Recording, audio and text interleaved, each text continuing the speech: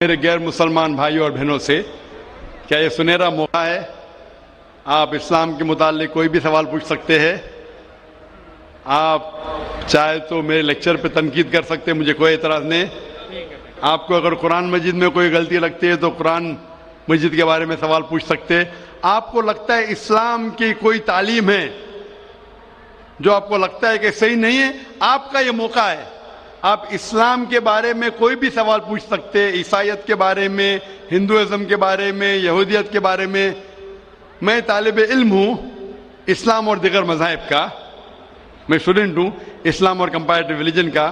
یہ آپ کا سنہرا موقع ہے. عام طور پہ مذہبی تقریر کے بعد سوال جواب کا کھلا سیشن نہیں ہوتا. یہ موقع ہے کہ میں غیر مسلمان بھائیوں اور بہنوں سے درخواست کرتا ہوں کہ آپ کوئی بھی سوال کر سکتے ہیں، ٹاپک کے اندر ٹاپک کے باہر بھی، مجھے کوئی اعتراض نہیں. آپ چاہے تو قرآن مجید کو اٹیک کر سکتے ہیں، اسلام کو اٹیک کر سکتے ہیں. میں نوجوان ہوں لیکن میں لے سکتا ہوں. آپ کوئی بھی سوال کر سکتے ہیں، یہ آپ کا موقع ہے. آپ کو ایسے موقع بار بار نہیں آئیں گے. میری درخواست ہے، مجھے آرگنائزرز نے کہا کہ الحمدللہ کئی غیر مسلمان اس فنکشن میں آنے والے ہیں. آپ بنا جھجک کوئی بھی سوال پوچھ سکتے، چاہے تنقیدی بھی ہو تو بھی چلیں گا، مجھے کوئی اعتراض نہیں. آپ کوئی بھی سوال پوچھ سکتے. میں غیر مسلمان بھائیوں اور بہنوں سے درخواست کرتا ہوں کہ آپ مائک کی طرف آئیے اور آپ کوئی بھی سوال پوچھ سکتے. سب سے پہلے ہم چلتے ہیں مائک نمبر 1 پر. وہاں اگر کوئی غیر مسلم بھائی ہے اور ان کے ذہن میں کوئی سوال ہے تو وہ سوال کر سکتے ہیں مائک نمبر 1 سے. آداب. آداب. السلام علیکم. وعلیکم السلام. میرا نام وجے کمار بھوترا، میں کشن گنج کا نواسی ہوں. اینڈ یہاں پر ایک میری ریزن کی انڈسٹری ہے. By profession I am an entrepreneur. ماشاءاللہ. ایسا ہے، آپ کے وشے میں نے آپ کی تقریریں کافی ٹی وی پر بھی دیکھی ہے، پیس ٹی وی پر کلکتے میں، اور ہم نے ایسا پایا ہے کہ آپ اسلام کے علاوہ ہندو شاستروں میں بھی آپ کی بہت بڑی آستھا اور بہت بڑی روچی رکھتے ہیں. میرے میں یہ جاننے کی اتسکتا ہے کہ آپ کی یہ اتسکتا ہندو شاستر کے پرتی کب آئی اور کیوں آئی، اس کے وشے میں مجھے آپ سے تھوڑا بھائی صاحب کا سوال ہے کہ انہوں نے مجھے ٹی وی پہ کلکتہ میں کئی بار دیکھا ہے اور یہ جانا ہے کہ اسلام کے علاوہ میں دیگر مذاہب کے بارے میں بات کرتا ہوں اور ہندو دھارمک کتابوں کے بارے میں بھی میں علم رکھتا ہوں. تو یہ پوچھنا چاہتے یہ خواہش کب آئی اور کیسے آئی. میں جب میرا میڈیکل کالج میں تھا تو میں متاثر ہوا ایک شخص جن کا نام تھا شیخ احمد دیدار. وہ ساؤتھ افریقہ کے تھے اور وہ اسلام اور عیسائی مذہب پہ مہارت رکھتے تھے. جب ان کی تقریر سنا تو میں ان سے متاثر ہوا اور میں نے قرآن اور بائبل کا الحمدللہ علم حاصل کیا. تو سب سے پہلے میں نے علم حاصل کیا بائبل کے بارے میں، اسلام اور عیسائیت کے بارے میں.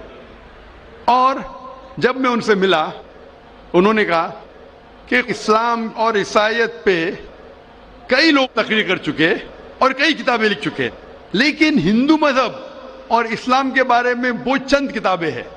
انہوں نے درخواست کی کہ بیٹا عیسائیت کے علاوہ دیگر مذاہب کے بارے میں آپ مطالعہ کیجئے اور ان کو بھی پیغام پہنچائیے. اور جب قرآن مجید کی میں نے آیت پڑھی، قرآن مجید میں اللہ تعالیٰ ایشور کہتے ہیں سورہ ال عمران میں سورہ نمبر 3 آیت نمبر 64 میں تعالوا الی کلمۃ سواء بین بینکم، آؤ ہم اس بات کی طرف جو آپ اور ہم میں یکساں ہے. سب سے پہلی بات کیا ہے؟ اللہ نعبد الا اللہ، کہ ہم صرف ایک ایشور کی عبادت کریں. ولا نشرک بہ شیئا، کہ ہم آپس میں کسی کو شریک نہ کریں. ولا یتخذ بعضنا بعضا اربابا من دون اللہ، کہ ہم آپس میں کسی کو رب نہ کہے. فَإِن تَوَلَّوْا، اگر وہ نہ مانے، فَقُولُوا اشْهَدُوا بِأَنَّا مُسْلِمُونَ، آپ شہادت دو کہ ہم مسلم ہیں. تو جب میں نے قرآن مجید کی آیت پڑھی جس میں لکھا ہے کہ جب بھی آپ غیروں سے بات کرتے ہیں تو اس بات کی طرف آؤ جو ان میں اور ہم میں یکساں ہے. اور مذہبی کتاب میں یکسانیت بھی ہے، ڈفرینسز بھی ہے. تو میں کہتا ہوں کہ کم از کم یکسانیت کے اوپر تو ہم عمل کریں. جو ڈفرینسز ہیں وہ کل ڈسکس کریں گے. ڈفرینسز تو ہیں، میں یہ نہیں کہتا ہوں ڈفرینسز نہیں ہیں، لیکن جو یکسانیت ہے جو آپ کی کتاب دھارمک کتاب اور ہماری کتاب میں یکساں ہے تو کم از کم اس کے اوپر تو عمل کرے. تو یہ سوچ لے کے شیخ دیدہ سے متاثر ہو کے اور قرآن مجید کی آیت سورہ نمبر 3 آیت نمبر 64 جب میں میڈیکل کالج میں تھا میں نے شروع کیا یہ میرا مشن.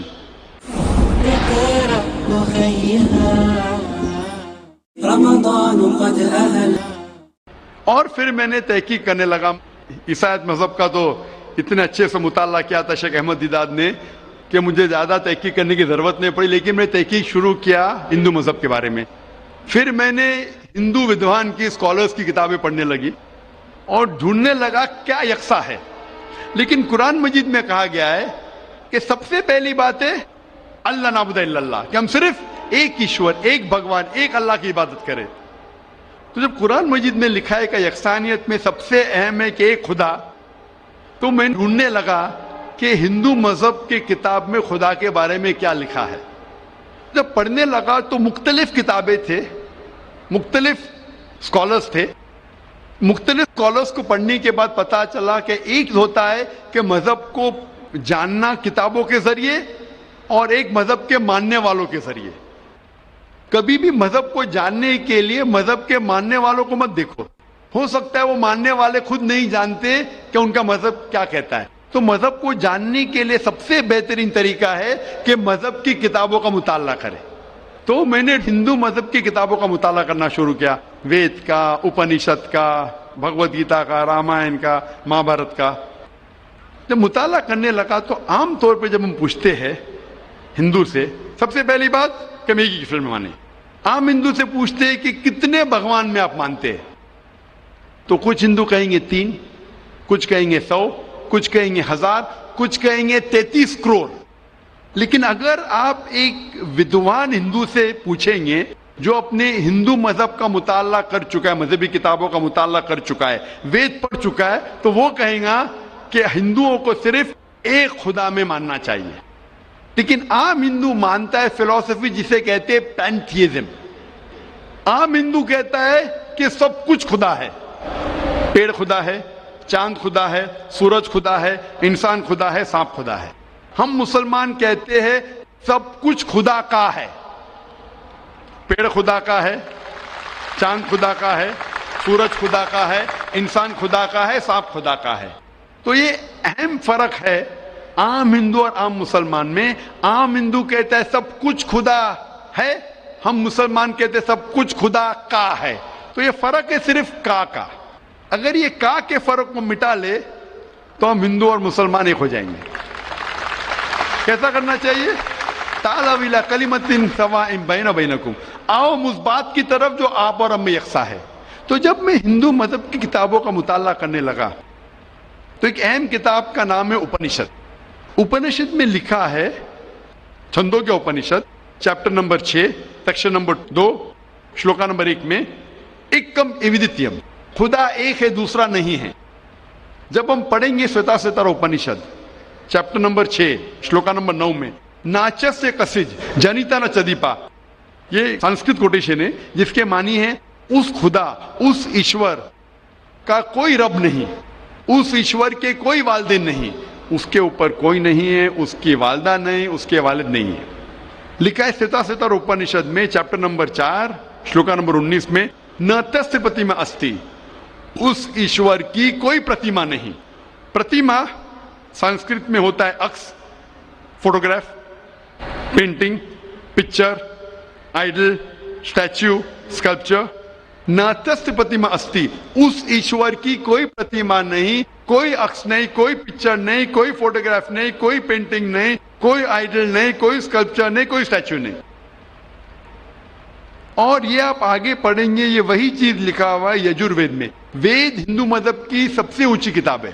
یجوروید میں لکھا ہے چیپٹر نمبر 32 شلوکا نمبر 3 میں ن تस्य پرتیما استی, اس ایشور کی کوئی پرتیما نہیں, کوئی عکس نہیں, کوئی فوٹوگراف نہیں, کوئی پینٹنگ نہیں, کوئی پکچر نہیں, کوئی اسٹیچو نہیں, کوئی آئیڈل نہیں, کوئی اسکلپچر نہیں. تو جب ہم ہندو مذہب کی کتابوں کا مطالعہ کرتے پتا چلتا ہے ہندو مذہبی کتاب میں بھی لکھا ہے خدا ایک ہے, اس خدا کا کوئی عکس نہیں. اور برہم سوتر جو ہندوازم کا ہے वो एकम ब्राह्म द्योत्या नास्ते नैना नास्ते किंचन, भगवान एक ही है, दूसरा नहीं है, नहीं है, नहीं है, जरा भी नहीं है. There is only one God, not a second one, not at all, not at all, not in the least bit. तो इस जरिए से मेरा मुताला शुरू हुआ. सबसे पहले तहकीक करने लगा मैं कि हिंदू मजहब की किताब में ईश्वर का क्या जिक्र है, भगवान का क्या जिक्र है, और पता चला जिस तरीके से कुरान मजिद में लिखा है खुदा एक है, वही लिखा है हिंदू मजहबी किताब में. जिस तरीके कुरान में लिखा है उसका कोई अक्स नहीं, वही लिखा है हिंदू मजहब में. जिस तरीके से कुरान मजिद में लिखा है ना वो किसी से जनाए ना किसी को जनता है, वही चीज लिखी हिंदू मजहबी किताब में.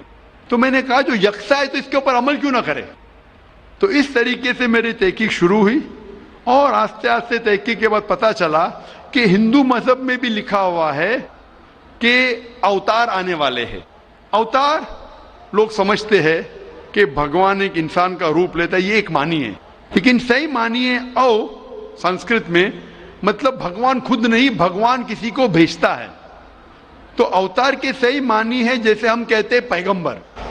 तो भगवान ने, ईश्वर ने कई पैगंबर भेजे और आखिरी पैगंबर का जिक्र हिंदू मजहबी किताब में है, कई किताबों में है, वेद में है, उपनिषद में है. कई मिसाल दूंगा. एक कल्कि पुराना में लिखा है कि आखिरी जो अवतार आने वाले आखिरी पैगंबर वो कल्कि अवतार है. उनके वालिद का नाम है विष्णु यास. विष्णु मतलब खुदा, यास मतलब नौकर, खुदा का नौकर. अरबी में करेंगे तो हो जाता है अब्दुल्ला, जो नाम था मोहम्मद सल्लल्लाहु अलैहि वसल्लम के वालिद का. उसके वालिदा का नाम है सुमति मतलब शांति, अमन. अरबी में हो जाता है आमिना, जो मोहम्मद सल्लल्लाहु अलैहि वसल्लम के वालिदा का नाम था. इसमें लिखा है कि इन्हें वही आएंगी एक केव में, एक गारे में, जो मोहम्मद सल्लल्लाहु अलैहि वसल्लम गारे हिरा में आई थी. उन्हें वही आएंगी रात के वक्त. वो बाद में जाएंगे नॉर्थवर्ड और फिर वापस आएंगे. मोहम्मद सल्लल्लाहु अलैहि वसल्लम ने हिजरत की थी, मदीना की तरफ वापस आए. उनके 4 करीब दोस्त होंगे, इसमें 4 खुलफा राशिदीन है. इस तरीके से डिटेल में लिखा गया है आखिरी पैगंबर, जो आखिरी अवतार जो आने वाले मोहम्मद सल्लल्लाहु अलैहि वसल्लम. तो मैं कहता हूं हिंदुओं से कि आप अपनी हिंदू किताब का मुताला कीजिए और हम हिंदू और मुसलमान एक हो जाएंगे. तो इस तरीके से मेरी तहकीक शुरू हुई और मैं दुनिया भर में कोशिश करता हूं अमन का पैगाम लोगों तक पहुंचाए. जी भाई साहब, आपने जो उपनिषदों का वर्णन किया उसके साथ में एक लाइन और जोड़ता हूं जहां पर यही लिखा हुआ है कि ईश्वर एक ही है. वो हमारी श्रीमद् भगवद गीता है, जिसे हम श्रीमद् भगवान की वाणी या ईश्वर की वाणी कहते हैं. उसके चैप्टर नंबर 18 श्लोक नंबर 66 में है, अनन्या सर्व धर्मान परित्यज्यम मामे कम शरणम प्रजा अहम त्वाम सर्व पापेभ्यो मोक्षयिष्यामि मा शुचा. उसमें भी एक ही ईश्वर की ओर इंगित किया गया. तो आप जो कह रहे हैं एकदम सही और एकदम यथार्थ है कि हमारे हिंदू में एक ही ईश्वर की है, बाकी रूप हमने अनेक मान दिया है.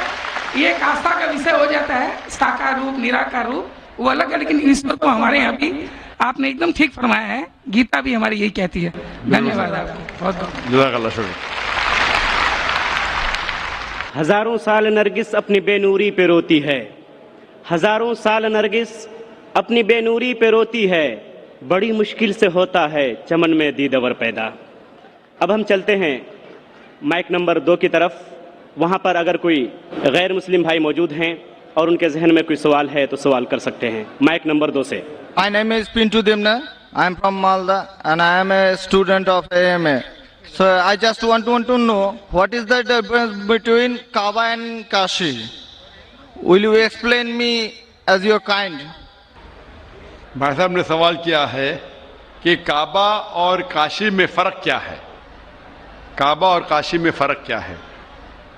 काबा कुरान मजीद में अल्लाह सुब्हानहू व तआला फरमाते सूरह अल इमरान में सूरह नंबर 3 कि काबा अल्लाह सुब्हानहू व तआला का सबसे पहला घर जिसे कहा गया बक्का.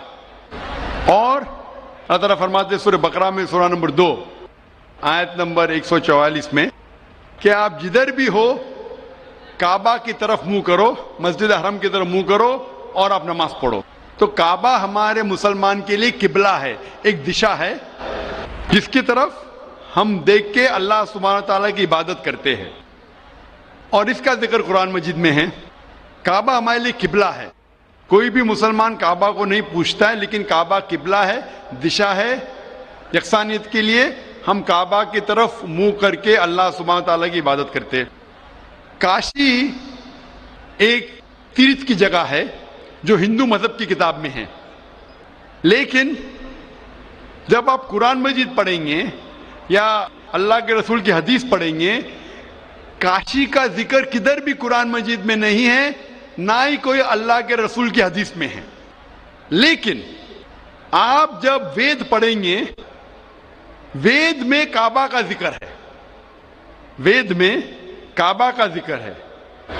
لکھا ہے رگ وید میں جلد نمبر 3 میں لکھا ہے کہ تیرتھ کی ایک جگہ، تیرتھ مطلب جس جگہ خدا کی عبادت کی جاتی ہے، تیرتھ کی ایک جگہ ہے وہ کعبہ. تو کعبہ کا ذکر ہندو مذہبی کتاب میں بھی ہے، قرآن میں بھی ہے اور بائبل میں بھی ہے. بائبل میں لکھا ہے بک آف سامز میں chapter number 84 verse number 2 to 6 میں لکھا ہے blessed are those people who visit the valley of Bakka. تو بائبل میں بھی کعبہ کا ذکر ہے، ہندو مذہبی کتاب میں بھی کعبہ کا ذکر ہے، اور قرآن میں اسلام کی مذہبی کتاب میں بھی ذکر ہے. تو اگر ہم یکسانیت پہ جائیں گے، جو کامن ہے اسے لیں گے، تو کعبہ صرف کامن ہے تینوں مذہبی کتابوں میں، اور مذہبی کتابوں میں بھی لکھا ہے. تو جب آپ لیں گے تعالوا الی کلمۃ سواء بین بینکم، آؤ ہم اس بات کی طرف جو آپ اور ہم میں یکساں ہے، تو کعبہ میں یکسانیت ملتی ہے لیکن کاشی میں نہیں. کاشی کا ذکر صرف ہندو مذہبی کتاب میں ہے. تو اگر ہم یکسانیت پہ عمل کرنا چاہیں گے تو آپ اور ہمیں ماننا پڑے گا کہ کعبہ اللہ سبحانہ و تعالیٰ کا گھر ہے اور عبادت گاہ ہے، عبادت کرنے کی جگہ ہے. Hope that answers the question. Thank you. Mic number 5 پر اگر کوئی غیر مسلم خواتین، غیر مسلم بہن موجود ہیں تو اپنا سوال کر سکتی ہیں.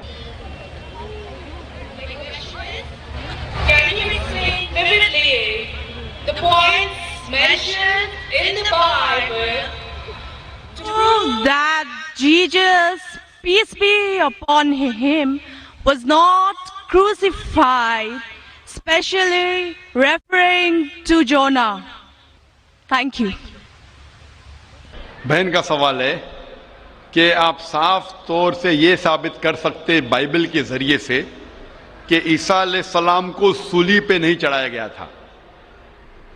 آپ بائبل کے ذریعے، بائبل کے حوالے سے یہ ثابت کر سکتے ہیں کہ عیسیٰ علیہ السلام کو کروسیفائی نہیں کیا گیا تھا، صلیب پہ نہیں چڑھایا گیا تھا، خصوصاً جونا کے ذریعے. میں نے ایک مناظرہ کیا تھا ایک عیسائی پادری کے ساتھ. Was Christ really crucified? کیا عیسیٰ علیہ السلام کو حقیقت میں صلیب پہ چڑھایا گیا تھا کہ نہیں، کہ وہ صلیب پہ مرے تھے کیا نہیں. اور یہ لفظ جو کروسیفائی ہے، کروسیفکشن FIXION کے معنی ہے کہ انسان کو جب صلیب پہ چڑھایا جاتا ہے اور انسان مر جاتا ہے اسے کہتے کروسیفکشن، CRUCIFIXION. ایک دوسرا لفظ ہے اگر انسان کو صلیب پہ چڑھایا جاتا ہے اور وہ نہیں مرتا ہے، اس کے لیے کوئی لفظ نہیں ہے. سو ایک لفظ جو ہم کہہ سکتے کروسیفکشن، CRUCIFICTION. کروسیفکشن مینس ایک کہانی ہے. تو بہن کا سوال ہے کیا بائبل کے ذریعے یہ ثابت کر سکتے کہ عیسیٰ علیہ السلام کو صلیب پہ چڑھایا نہیں گیا تھا اور وہ صلیب پہ نہیں مرے، خصوصاً یونس علیہ السلام کے حوالے سے. کئی بائبل میں ورسز ہے جس سے یہ ثابت کیا جا سکتا ہے کہ عیسیٰ علیہ السلام کو صلیب پہ نہیں چڑھایا گیا تھا. قرآن مجید میں اللہ تعالیٰ فرماتے ہیں سورہ نساء میں سورہ نمبر 4 آیت نمبر 157 میں، وہ لوگ کہتے کہ ہم نے عیسیٰ علیہ السلام کو مارا، وما قتلوا وما صلبوہ، نہ ہی ان نے ان کا قتل کیا نہ ہی ان کو انہیں صلیب پہ چڑھایا. وما قتلوا وما صلبوہ ولکن شبہ لہم. یہ صرف ایک دکھاوا تھا، ان کو ایسا احساس ہوا. اور جو اس میں اختلاف کرتے ہیں وہ لوگ شبہ میں ہیں. کیونکہ ان کو نہ سولی پہ چڑھایا گیا تھا نہ ان کا قتل گیا. وما قتلوا یقینا, اور ان کو بے شک قتل نہیں کیا گیا تھا. تو قرآن مجید میں صاف طور پہ کہا گیا ہے کہ عیسیٰ علیہ السلام کو نہ قتل کیا گیا نہ سولی پہ چڑھایا گیا تھا, یہ صرف ان کو لگا. اور جو کوئی اس میں اختلاف کرتا ہے وہ شبہ میں ہے. ولیکن شبہ لہم, کیونکہ عیسیٰ علیہ السلام کو نہ سولی پہ چڑھایا گیا نہ قتل کیا گیا. ابھی یہ قرآن مجید میں کیونکہ لکھا ہے تو ہم مسلمان مانتے ہیں. ہم بائبل سے کیسے ثابت کر سکتے ہیں کہ عیسیٰ علیہ السلام کو سولی پہ نہیں چڑھایا گیا؟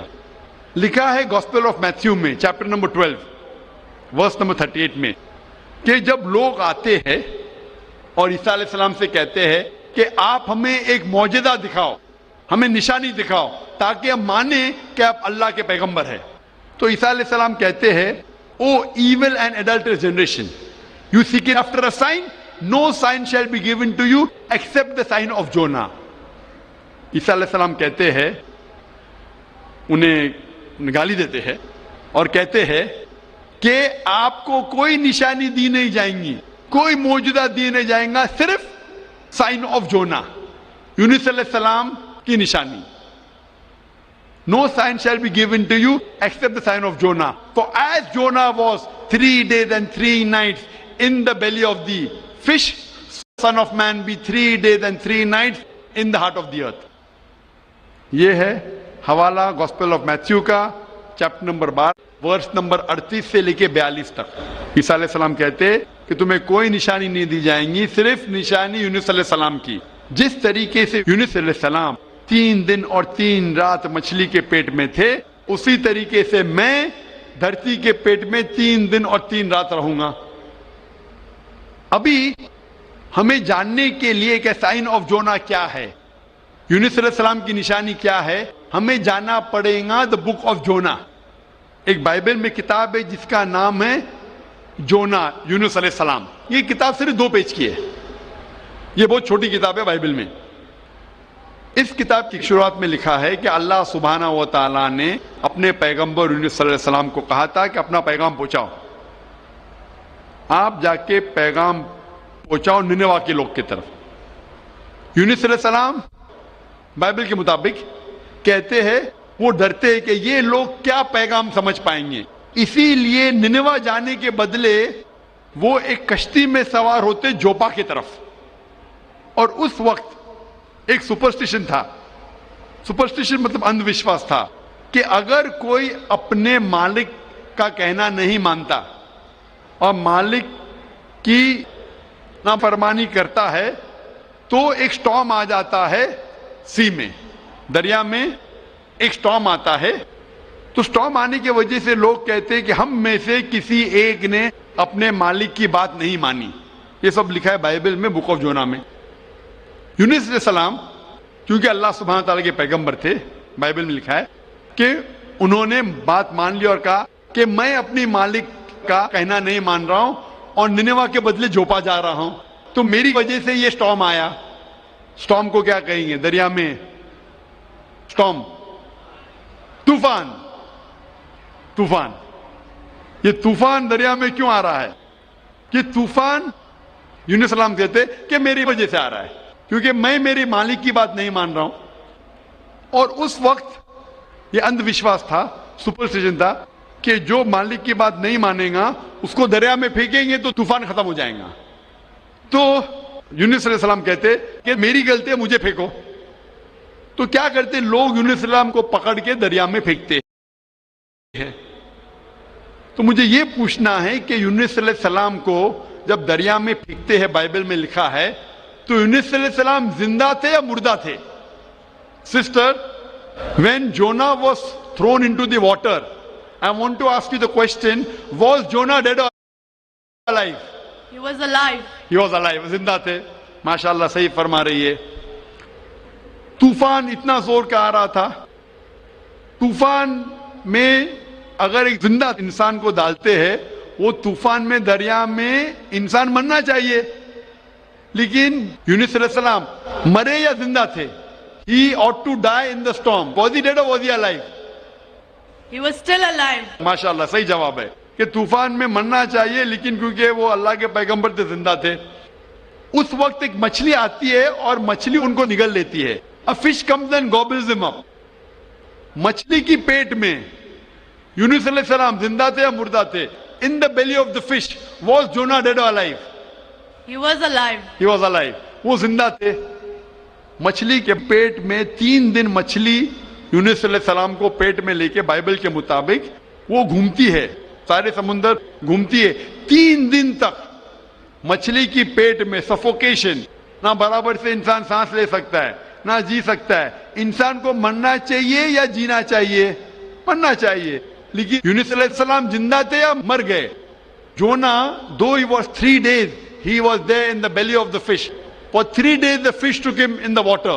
He ought to die. Was Jonah yet dead or alive? He was still alive. He was still alive. ماشاءاللہ ابھی تک زندہ تھے. بہن صحیح جواب دے رہی ہے. 3 دن کے بعد وہ مچھلی یونس علیہ السلام کو الٹی کر دیتی ہے, مطلب پیٹ میں سے باہر نکلتے یونس علیہ السلام اور وہ سمندر کے کنارے پہ آتے ہیں. زندہ یا مردہ؟ The fish vomits out Jonah, peace be upon him, and throws him onto the shore. When Yunus alayhi salam, when Prophet Jonah was thrown on the shore, was he dead or alive? He was alive but unconscious. Alive but unconscious. After some time, did he gain consciousness or not? Yes, he did. Fine. Finally he was conscious and alive, no? Alive. Fine. Alive. So alive, alive, alive, alive. Miracle of a miracle of a miracle of a miracle. وہ زندہ تھے. ایک زندہ آدمی کو دریا میں جب پھینکتے مرنا چاہیے, نہیں مرتے ہیں, زندہ رہتے, معجزہ. طوفان میں مرنا چاہیے, نہیں مرتے, زندہ رہتے, معجزہ. مچھلی آ کے نگل لیتی ہے, مرنا چاہیے, زندہ رہتے, معجزہ.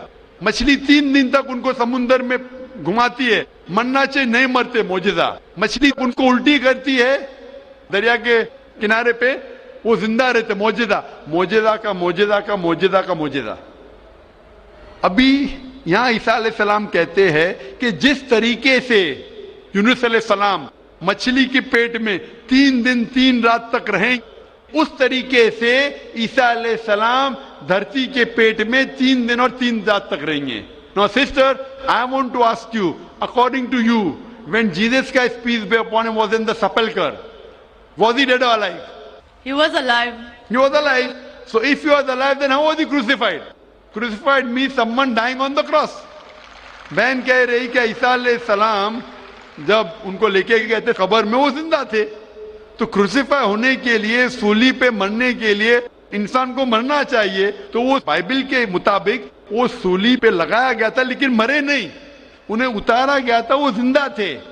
اور جب قبر میں لے کے گئے تھے سپلکر, اس ٹائم بہت لمبی چوڑی قبر ہوتی تھی, بوگدا ہوتا تھا, بڑا بوگدا ہوتا تھا جس کے اندر انسان کھڑا بھی ہو سکتا تھا. 3 دن اور 3 رات تک عیسیٰ علیہ السلام فرماتے کہ جس طریقے سے یونس علیہ السلام 3 دن اور 3 رات مچھلی کے پیٹ میں رہیں, اسی طریقے سے میں 3 دن اور 3 رات دھرتی کے پیٹ میں رہوں گا. اس کا مطلب عیسیٰ علیہ السلام زندہ تھے. اگر زندہ تھے تو سولی پہ نہیں مرے ہو. تو اسی لیے بائبل کے ذریعے یہ ایک طریقہ ہے ثابت کرنے کے لیے کہ عیسیٰ علیہ السلام سولی پہ نہیں مرے, وہ زندہ تھے. اور قرآن مجید کی بات صحیح ہے کہ وما قتلوا وما صلبوا, نہ وہ سولی پہ مرے نہ ان کا قتل گیا ہے. یہ صرف ایک شک اور شبہ ہے. Hope that answers the question, sister. Thank you. Sister, I would like to ask you that now do you believe that Jesus Christ, peace be upon him, did not die on the cross? I do believe, but I just wanted to prove my friends or my colleagues as to Jesus Christ was not crucified according to their own version, that is Bible. What's your name, sister? What's your name, sister? I am Sahadia Naz and I'm a teacher by profession. You're a Muslim? Yes, I am. MashaAllah. Okay, anyway, hope you have satisfied your friend. Yes, I am. But we request that the non-Muslim should be given the first chance to ask the question. Okay, thank you. Mic number 1 से गैर मुस्लिम भाई है तो वो अपना सवाल कर सकते हैं. जय जिनेन आदाब. मेरा नाम अरुण कुमार जैन है, मुर्शिदाबाद औरंगाबाद से आए हैं. मेरा क्वेश्चन है, जो नया मस्जिद बन रहा है और कब्रिस्तान है, اور عیدگاہ ہے. اس میں میرا من ہوا ہے کہ ہم اس میں زمین یا پیسہ روپیہ دیں, میرا من چاہتا ہے. لیکن ان لوگ بولتے ہیں کہ ہم لوگ غیر مسلمان سے کوئی چیز نہیں لیتے ہیں. کیوں؟ اسلام میں لکھا ہوا ہے آدمی آدمی کو پیار کرو. بھائی کا سوال ہے کہ وہ چاہتے ہیں کہ مسجد بنانے کے لیے اپنی زمین دے عیدگاہ کے لیے, اور مسلمان کہتے ہیں کہ ہم غیر مسلمان کی مدد نہیں لیتے. کیوں؟ کیا انسان بھائی نہیں ہیں؟ بھائی صاحب, غیر مسلمان کی مدد لینا اسلام میں حرام نہیں ہے, لیکن کچھ شرائط ہے کچھ چیزوں کے لیے. مثال کے طور پہ مسجد بنانے کے لیے کچھ شرط ہے.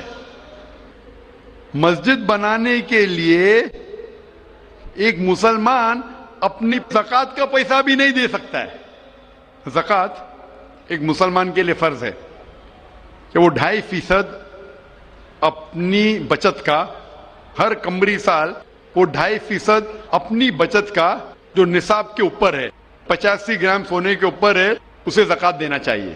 اور زکوٰۃ کی کئی شرائط ہے کہ فقراء کو دینا چاہیے, غریب کو دینا چاہیے, مساکین کو, معلّہ الفضل قلوب, غارمون جو قرض دار ہے, وغیرہ وغیرہ, ابن سبیل. لیکن اس کے اندر یہ مسلمان اپنی زکوٰۃ کا پیسہ مسجد کے لیے نہیں دے سکتا ہے, کیونکہ مسجد ایک مسلمان کا فرض ہے کہ وہ اپنے پیسے سے بنائے, اور زکوٰۃ کا پیسہ بھی اس میں استعمال نہیں ہو سکتا ہے.